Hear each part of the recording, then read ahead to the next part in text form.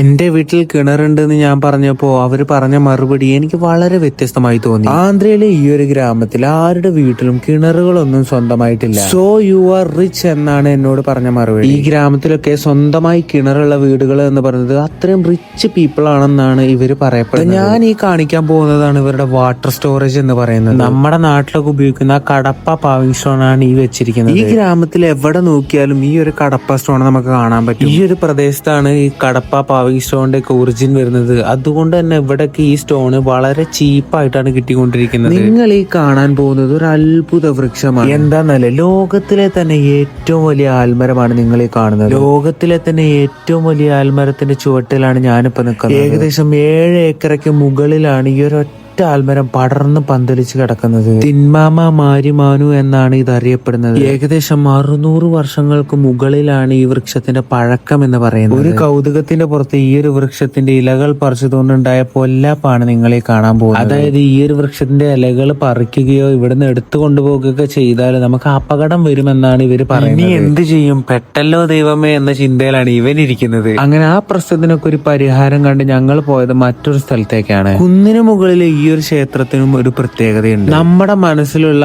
ആഗ്രഹം ഓർത്ത് ഇതുപോലെ കല്ലുകൾ അടുക്കി വെച്ച ആ ആഗ്രഹം നടക്കുമെന്നാണ് ഇവിടെ ഉള്ളവരുടെ വിശ്വാസം. അതുകൊണ്ട് തന്നെ ഇവൻ അട്ടിവെച്ച കല്ലുകളെല്ലാം തകർത്തിട്ടാണ് ഞാൻ പോകുന്നത്.